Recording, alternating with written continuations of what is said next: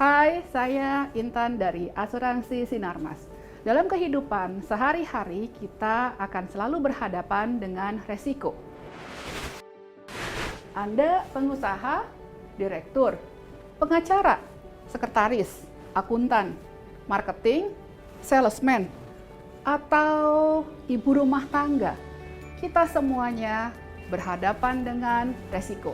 Kalau kita bekerja di kantor, atau di lapangan, atau kita belajar di sekolah, atau kita sedang belanja ke pasar, ke supermarket, sedang berdoa di rumah ibadah, atau lagi berlibur, atau bahkan mungkin kita sedang berdiam saja di rumah, tetap saja apapun aktivitas kita akan berhadapan dengan resiko. Nah, kalau gitu perlu banget kita tahu apa itu resiko. Resiko di dalam asuransi adalah uncertainty of loss. Artinya, ketidakpastian akan terjadi atau tidak terjadinya suatu kerugian. Bila resiko itu terjadi, maka akan menimbulkan kerugian yang dapat dinilai secara finansial. Bila resiko tidak terjadi, maka tidak ada apa-apa, tidak untung dan tidak rugi. Ada dua bentuk resiko, pure risk atau speculative risk. Nah, pure risk artinya resiko yang bila tadi terjadi akan menimbulkan kerugian yang dapat dinilai secara finansial. Bila tidak terjadi, maka tidak ada untung, tidak ada rugi, dan tidak ada apa-apa. Oleh karenanya, pure risk atau resiko murni adalah resiko yang bisa dijamin oleh asuransi. Ada juga fundamental risk dan particular risk. Particular risk adalah resiko yang bisa dirasakan oleh orang dan efeknya adalah di daerah atau tempat tertentu atau local effect namanya. Sedangkan fundamental risk adalah diakibatkan oleh sesuatu di luar dari orang atau tempat tertentu. Contohnya bencana alam. Bila kita belajar tentang resiko, maka kita akan bertemu dengan perils dan hazard. Perils adalah sebab utama yang menyebabkan terjadinya kerugian pada objek pertanggungan. Perils ini akan menjadi objek pertanggungan yang diasuransikan, sehingga disebut sebagai objek pertanggungan asuransi. Contohnya kebakaran, kemudian kendaraan yang terbalik, atau banjir. Perils terbagi atas dua, yaitu named perils dan unnamed perils. Named perils artinya sebab utama yang menyebabkan terjadinya kerugian itu akan dijamin atau tidak dijamin di dalam polis, akan tertulis secara jelas. Pada saat kita bicara tentang unnamed perils, maka sebab utamanya tidak disebutkan di dalam polis apakah dijamin atau tidak dijamin. Contohnya adalah polis Plexus, polis asuransi kebakaran. Unnamed perils contohnya adalah polis property or risk. Selanjutnya kita akan bicara tentang hazard. Hazard adalah faktor yang dapat menambah atau mengurangi dampak dari perils dan mempengaruhi besarnya jumlah yang diakibatkan oleh kerugian yang terjadi.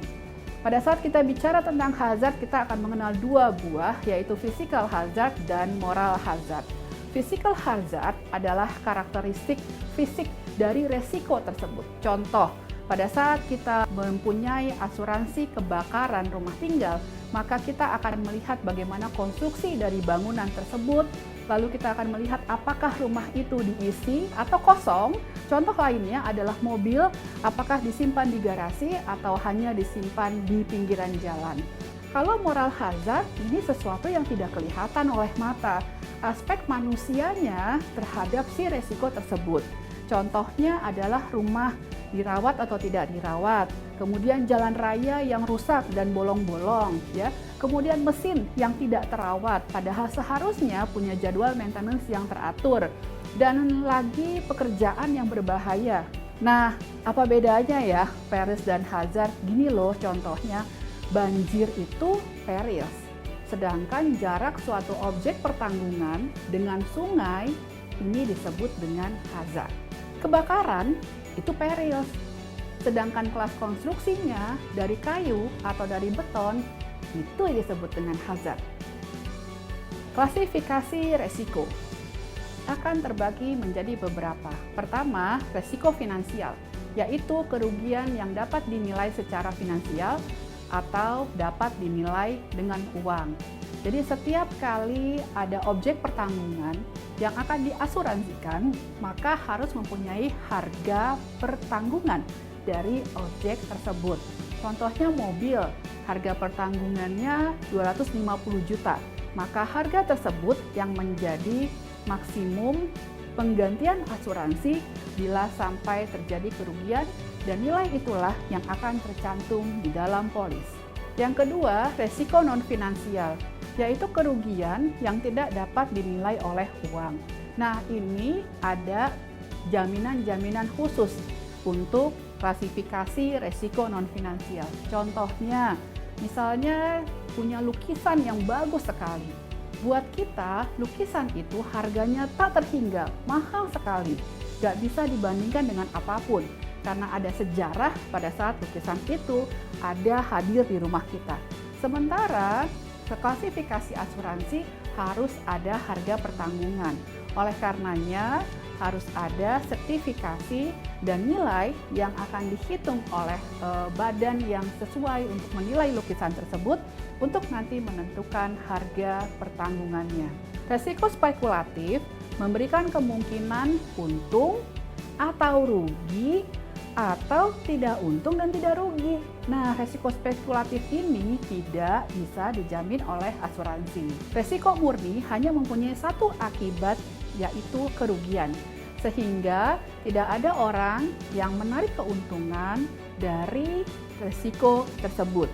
Resiko murni ini bisa dijamin oleh asuransi. Resiko fundamental biasanya kerugian yang terjadi timbul dan sifatnya adalah fundamental. Jadi tidak hanya menimpa seorang individu saja, tapi biasanya menimpa lebih banyak orang. Contohnya adalah bencana alam. Resiko partikular adalah sebab maupun akibatnya hanya berdampak kepada sekelompok orang saja atau sekelompok objek pertanggungan. Contohnya adalah kebakaran rumah tinggal. Nah, itu hanya ada di rumah tinggal satu saja, tidak berefek kepada banyak orang. Teman-teman, resiko yang dapat diasuransikan adalah resiko finansial, resiko murni, dan resiko partikular. Bila kita sudah mengenal tentang resiko, maka kita harus mengurus resiko-resiko ini, dan ilmunya kita sebut dengan manajemen resiko. Di dalam manajemen resiko, kita akan mengenal risk identification, kemudian risk evaluation, dan yang paling penting adalah risk control. Risk identification artinya kita perlu melakukan identifikasi kepada risiko yang kita hadapi. Pada tahap awal, resiko-resiko ini akan diperinci secara khusus dan ditetapkan sebagai mana yang sama dan mana yang berbeda, sehingga kita bisa melihat resiko-resiko yang berbeda atau resiko yang sama. Risk evaluation, di mana kita akan melakukan evaluasi dan analisa terhadap resiko yang terjadi. Kita memerlukan alat ukur untuk melakukan evaluasi terhadap resiko-resiko yang tadi, terhadap seseorang atau terhadap perusahaannya. Pada saat kita menghadapi analisa resiko, kita akan membagi menjadi 4. Pertama adalah klasifikasi di mana frekuensinya jarang dan severity-nya kecil. Klasifikasi kedua, frekuensinya jarang, severity-nya besar. Klasifikasi ketiga, frekuensi sering, severity kecil, dan klasifikasi keempat, frekuensinya sering, severity-nya besar. Mana yang paling beresiko buat kita? Tentu saja yang frekuensinya tinggi dan severity-nya besar.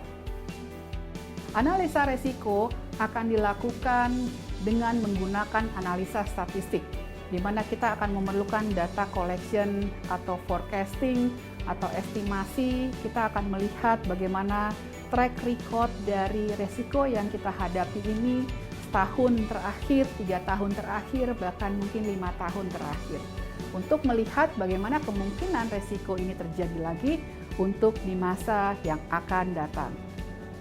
Dan di sini kita juga menggunakan teori probabilitas.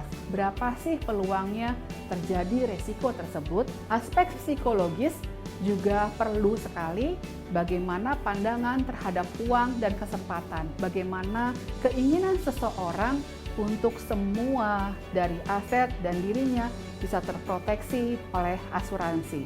Dan yang paling penting adalah chance, yaitu sesuatu yang kita harapkan. Kita mengharapkan resiko yang ada bisa terproteksi dengan sangat baik, sehingga apa-apa yang kita hadapi dan kita jalankan bisa berjalan juga dengan baik. Tidak perlu terjadi kerugian. Kalaupun sampai terjadi kerugian, kita tidak akan menderita secara finansial karena sudah ada asuransi. Dalam menghadapi risk control, kita akan menemukan pembagian bagaimana resiko itu bisa kita bagi-bagi sehingga tindakan-tindakan berikut ini akan membuat kita aman dari resiko-resiko tersebut. Kita bisa melakukan yang pertama yaitu pengendalian fisik. Di dalamnya ada dua cara, yaitu eliminasi dan minimisasi. Pada saat eliminasi, kita hilangkan resiko tersebut, sehingga risiko tersebut tidak terjadi. Walaupun sebetulnya hampir tidak mungkin, tapi kita bisa saja tidak melakukan risiko tersebut dengan cara eliminasi. Sedangkan dengan minimisasi, kita melakukan pencegahan, tindakan pencegahan terhadap kerugian yang mungkin bisa terjadi. Nah, tindakan-tindakan pencegahan ini akan menyebabkan kemungkinan terjadinya resiko itu semakin kecil, atau bila kerugian itu terjadi, maka nilai kerugiannya menjadi sangat kecil. Di dalam pengendalian secara finansial, kita melakukan yang pertama adalah retention atau kita tahan resikonya.